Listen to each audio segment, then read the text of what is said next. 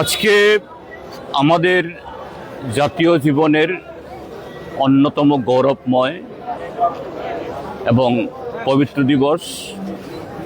আজকের এই দিনে আজ থেকে ৭৯ বছর আগে আমাদের দেশ রাজনৈতিক স্বাধীনতা অর্জন করেছিল ব্রিটিশ সাম্রাজ্যবাদকে তাড়িয়ে। আমরা আজকে এই দিনের যে অনুষ্ঠান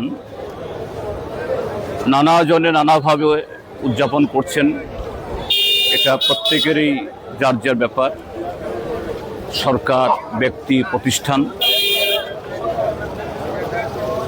আমরা এই ক্ষেত্রেতে ১৯৫০ ইংরাজিতে আমাদের এই স্বাধীনতা রক্ষায় যে সংবিধান রচিত হয়েছিল, যে ভাবনার উপরে, যে স্বপ্নকে ভিত্তি করে, যে অঙ্গীকারকে সামনে রেখে, যা আমাদের সংবিধানের প্রস্তাবনায় কনস্টিটিউশনাল যে প্রিয়াম্বল, এটা পাঠ করে আমরা শপথ নিয়েছি। কেননা আমাদের এই সংবিধান আমাদের দেশের মানুষের ধর্মীয়, ভাষা, সংস্কৃতি, স্বাধীনতা, গণতান্ত্রিক অধিকার বোধের স্বাধীনতা এবং প্রত্যেক নাগরিক তারা যাতে ভয়মুক্ত পরিবেশে একজন দেশের সুনাগরিক হিসেবে তারা গড়ে উঠতে পারেন, সারা দেশ চষে বেড়াতে পারেন,